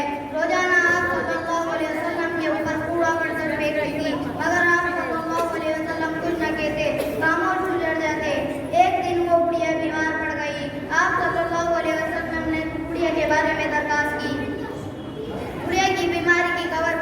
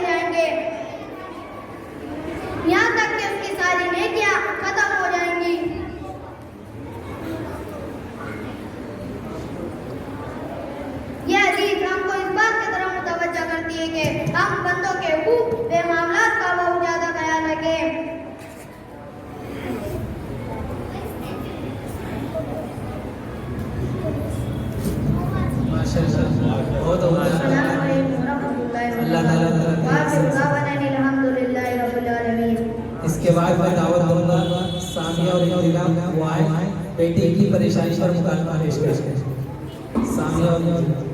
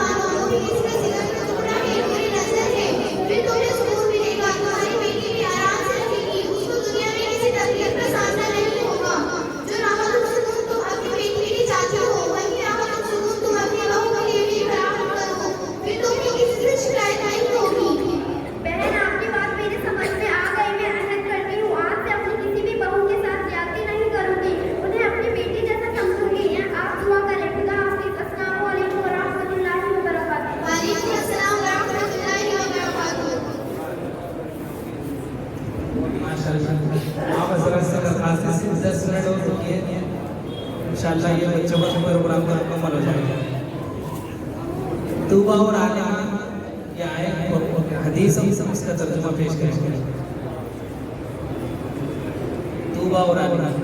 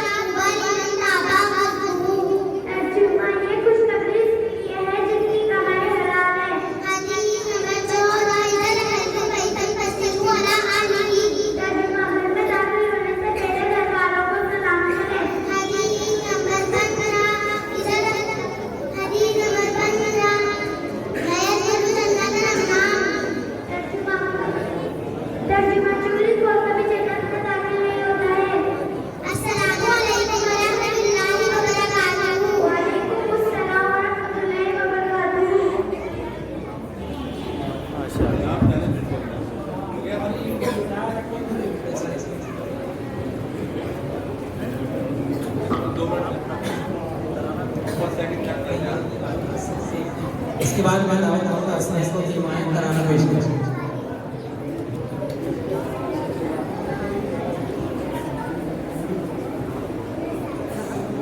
अस्सलाम वालेकुम व रहमतुल्लाहि व बरकातहू।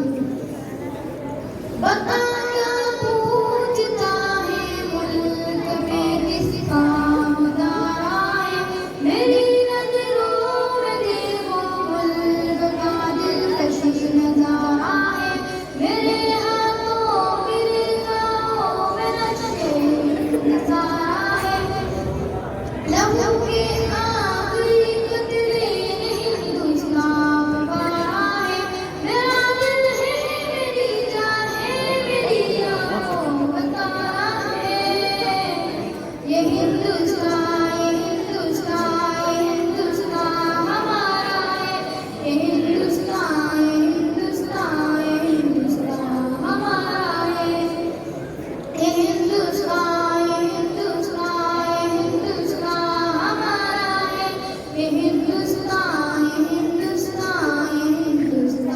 हमारा है।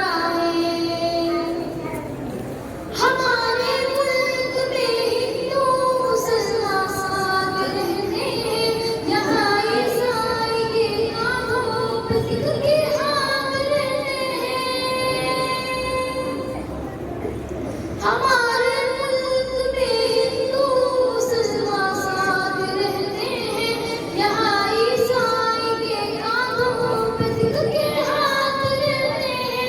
हमारी सरहदों पे मौज हमारी रात रहते हैं, वहाँ उसकी हिफाजत के लिए तैयार रहते हैं।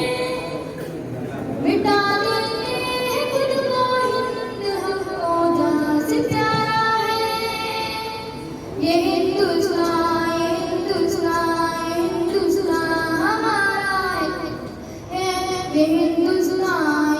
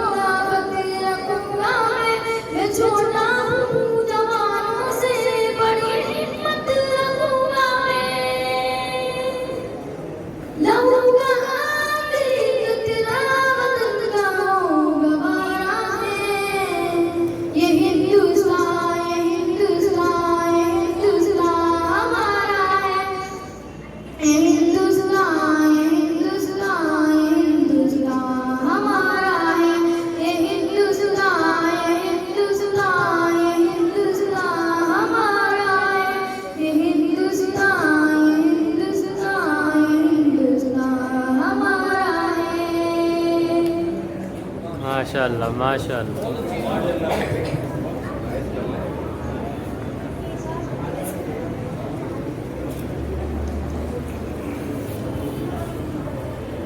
वाला माइक दे दीजिए। बिस्मिल्लाहिर्रहमानिर्रहीम।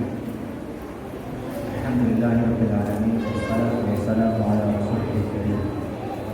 हज़रत मुहतरम, मैं आप हज़रत के सामने तकरीर नहीं करूँगा। आपने बच्चों का प्रोग्राम सुना, बच्चों ने बहुत सारे पैगाम आपको दिए। हमें चाहिए कि सिर्फ बच्चे की ज़बान समझ करके कि ये मनोरंजन नहीं बल्कि बहुत बड़ा पैगाम था। क्या पैगाम था? एक एक करके बच्चों ने पैगाम दिए हैं। पैगाम को समझने की और दोबारा याद करने की और फिर उस पर अमल करने की कोशिश। मैं दो तीसरी बातें दो चार करके बात कर रहा हूँ और बात पूरी कर। पहली बात तो ये है कि इल्म हासिल करने के लिए, कुरान पाक पढ़ने के लिए, दीन की तालीम हासिल करने के लिए बच्चे घरों से निकलते हैं तो ये बच्चे अल्लाह के महबूब हज़रत मोहम्मद मुस्तफ़ा सल्लल्लाहु अलैहि वसल्लम के मेहमान होते हैं। ये मैं नहीं कह रहा, ये अल्लाह के नबी ने फरमा दिया। मेहमान किसके हैं भाई? अल्लाह के महबूब के मेहमान। आप और हमको क्या समझेंगे? मेहमान रसूल समझें, अल्लाह के महबूब के मेहमान समझें। ज़रा सोचो, सिर्फ बोलना नहीं, दिमाग का इस्तेमाल कीजिए, सोचिए और गौर कीजिए। अगर हमारे घर में मेहमान आता है, हमारी बेटी का रिश्ता है, रिश्ता लगा हुआ है और वहाँ से मेहमान है, कहाँ से भाई? हमारे बेटी के ससुराल जहाँ रिश्ता होने वाला है वहाँ से मेहमान आए, उसमें छोटे छोटे बच्चे भी हैं। उन मेहमानों की हमारे यहाँ क्या कदर है?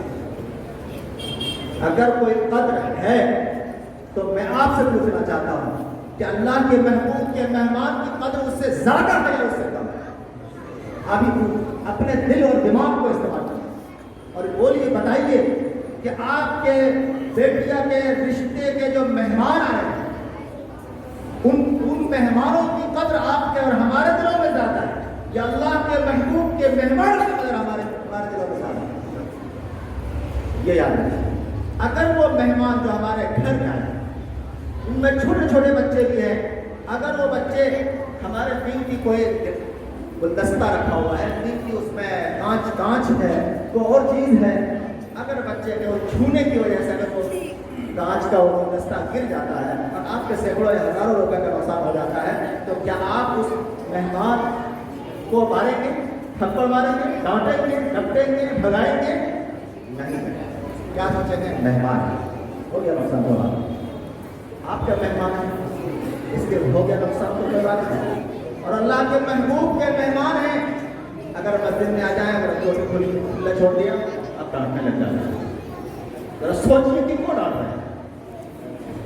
ठीक है, गलती हो गई, छोटा बच्चा है, आप उसको सही कर लें, हम सही कर दें। अगर कहीं कुछ नुकसान हो गया, छोटी टूट गई, कोई और कुछ हो गया, हम क्या कहते हैं? कौन सा क्या कर रहा है? हमने देखा, मैं पढ़ाया, ऐसे नहीं कर रहा। जब लोग आते हैं कहता है कि क्या कर रखा है, 2 जन हो जाती है, ये हो जाता है, ये हो जाता है, बच्चे बहुत परेशान कर रखे हैं, बच्चे परेशान कर रखे हैं।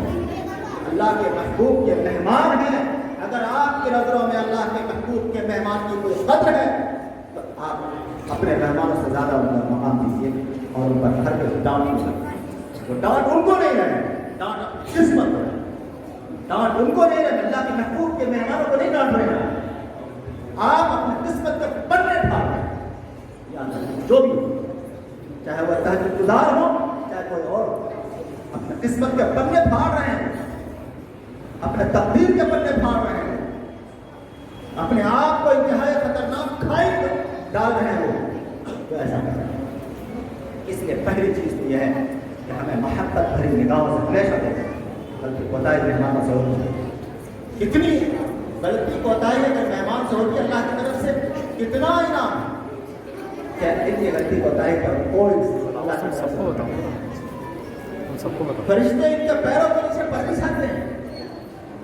बरकत और अल्लाह की रहमत जो इनके ऊपर बरस रही होती है, वो रहमतों को और बरकतों को लेने के लिए अपने परों में जिस्मों से बनते हैं। अल्लाह की वो मखलूक ला यासीन अल्लाह मा अमरहुम, जो अल्लाह की नाफरमानी नहीं करते।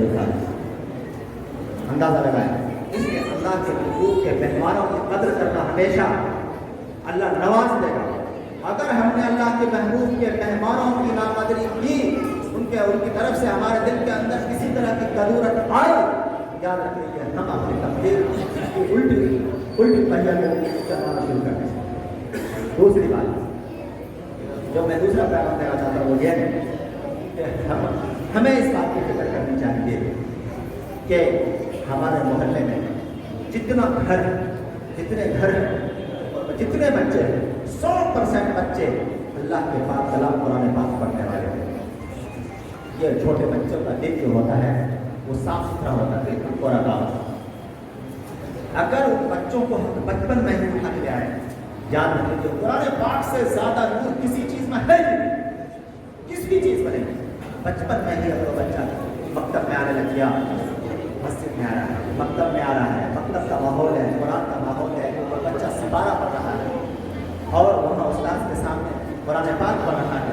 दीन की बुनियादी तालीम के बच्चे ने यहाँ हासिल बताए हैं, बहुत अहम है।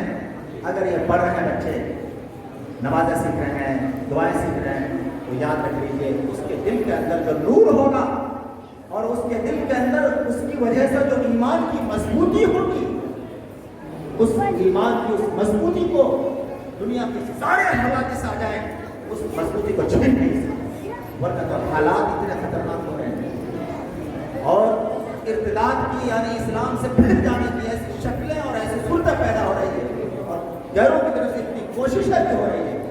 अगर हमने बचपन में इनके दिल को कुरान मुक़द्दस के नूर से भर नहीं दिया, तो याद रख लीजिए हम इनके ईमान को बचा नहीं सकते, क्योंकि आंधी को कुफ्र और इर्तिदाद की आंधियां बहुत सख्त है दुश्मनों की तरफ से। इसलिए हमारे लिए जरूरी है कि अगर हम इन बच्चों का ईमान, इन अपनी नस्लों का ईमान बचाना चाहते हैं, तो बचपन से ही इनके दिलों को कुरान के नूर से मुनव्वर करें। हम सोचेंगे अपने बच्चों को सिर्फ मुनव्वर कर देंगे, नहीं, क्यों? हमें पूरी उम्मत की फिक्र दी गई है। अल्लाह के नबी ने सिर्फ एक कौम की फिक्र नहीं दी, एक जगह की फिक्र नहीं दी, एक इलाके की फिक्र नहीं दी, और हम तो सिर्फ अपनी ही फिक्र करने में लगे। नहीं, हमें अपनी फिक्र तो करनी है, लेकिन हमें पूरी उम्मत की फिक्र होनी चाहिए। शुरुआत अपने घर से, मोहल्ले से, पास पड़ोस से। हमें इस बात की फिक्र। दूसरा पैगाम मैं आप लोगों को लेना चाहता हूँ कि हम कोशिश करें, याद रखिए सवाल मिलेगा कि बच्चे ने एक बार भी कुछ किया, मकतब में आपकी वजह से मेहनत, आपकी मेहनत से एक बच्चा मकतब में आ रहा है, उसने एक मरतबा बिस्मिल्लाह पढ़िया करके उसका सवाब मिलेगा। उसने उस बच्चे ने कुरान पाक पढ़ लिया, आपको सवाब मिल जाएगा, खजाना का खजाना होगा। याद रखिए, इसलिए हमें कोशिश करनी चाहिए। इसको रायगा नहीं समझिए, बेकार नहीं समझना चाहिए, बल्कि इसको हमें बहुत बड़ा अमल समझना चाहिए, बहुत बड़ा अमल। तो इस बात की हमें कोशिश करनी चाहिए कि हमारे मोहल्ले के अंदर बिलखुसूस एक बच्चा भी ऐसा रहे जो सिपारा कुरान पढ़ा हुआ है। बड़ों ने अगर नहीं पढ़ा है उनके साथ पढ़ाने मैं कोशिश करता हूँ ताकि तालीम वाले मन हो और वो सिपारा कुरान पढ़ें। एक शख्स आया मेरे पास के पास, अल्लाह की बरकत है, वो कहेगा मेरा बेटा जुआ खेलता है, रातों को जुए के अड्डों में रहता है, शराब पीता है, नशा करता है, घर पीता है, ऐसा बेटा क्या करता है, ज़्यादा कुछ करता हूँ तो मारने के लिए तैयार हो जाता है, बाप को मारने के लिए तैयार हो जाता है, माँ को मारने के लिए तैयार हो जाता है। वो बिगड़ गया और इंतहाई खतरनाक पोजीशन में चला गया। तो मेरा उसको सर पे वजीफा बनाया और बताया कि मैंने 1100 बिस्मिल्लाहिर्रहमानिर्रहीम पढ़ो। उसकी अम्मी को कहो आप पाबंदी से पढ़े, एक टाइम बताया जाता और पानी पर दम करके अगर वो किसी के आ जाए तो उस पानी में से पिला दे। वो आते नहीं था तो उसको मैं पढ़वा आया था। उसके बाद मैं जब आया 4-5 दिन के बाद आया तो उसने पिला दिया, हमको रोजाना तो पिलाने लगे। 20-21 दिन गुजरे थे, उसने वो सारी बुराइयाँ छोड़ दी। वो आकर कहने लगा आखिर क्या हो जाए, मैंने कहा कुछ नहीं, अल्लाह का नाम है, अल्लाह का नाम है, रहमान है, रहीम है, अल्लाह की रहमत है। जब दिल के अंदर अल्लाह की रहमत उतर गई तो वो जो नफरत की चीज़ें हैं, गंदी चीज़ें हैं, वो दिल अब कबूल नहीं करेगा। दिल के अंदर अल्लाह की रहमत नहीं है, तभी वो गंदी चीजें दिल कबूल कर रहा है। दिल के अंदर रहमत उतर जाएगी, फिर वो गंदी चीजों पर दिल कबूल करेगा नहीं। आपका हमारा दिल अगर साफ सुथरा है, हम नशा कर जब नहीं जाना चाहते, जुआ में नहीं जाना चाहते, क्यों नहीं जाते? कि दिल के अंदर इतनी रहमत तो अल्लाह की है जो हमें उससे बचा रही है। जब वो रहमत खत्म हो जाती है तो फिर गंदी चीजों में लगने लग जाता है। इसलिए हमें चाहिए कि हम अपने बच्चों का दिल अल्लाह के पास कलाम से मांगो, कोई महरूम न रहना है। किस बात की कोशिश करेंगे इंशाअल्लाह। अल्लाह ताला हम सबको करने से निकाला अमल को तौफीक अता फरमाए।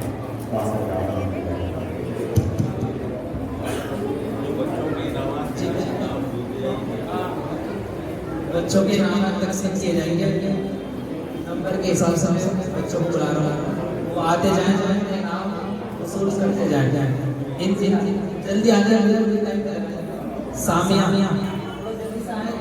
बिल्कुल टाइम पे लगा, जल्दी आते हैं।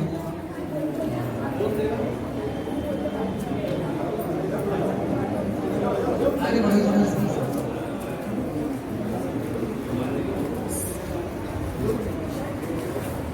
इधर देख के इसके बाद तौबा आलिमा, जल्दी से आ जाओ। तौबा आलिमा, हाजी साहब, हाजी जी इनको यहाँ भेजो ना। तौबा आलिमा अक्सा, आलिम अक्सा आयशा, अनाम जल्दी से अनाम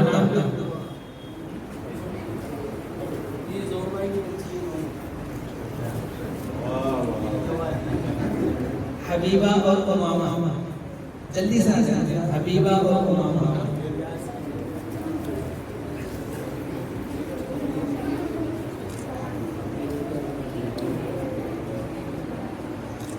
हसनैन जियान, हसनैन जियान,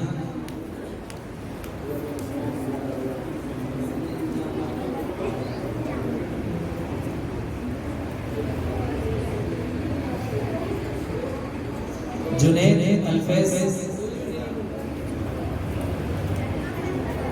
फरहान, रैयान,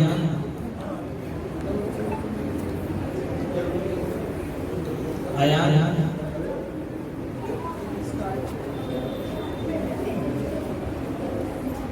अयान, ईसा जियान,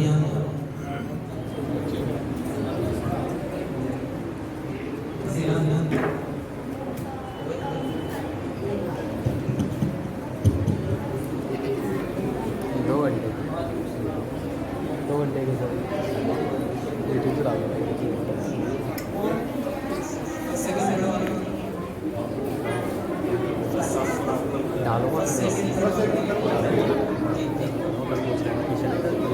उमामा तूबा और आलिमा, ये तीनों आ जाए। उमामा, तूबा और आलिमा, जल्दी से आ जाइए। दोबारा उमामा, तूबा और आलिमा।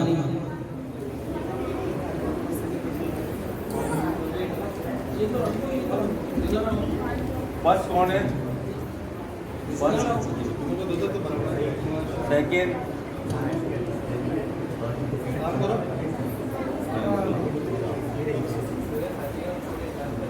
और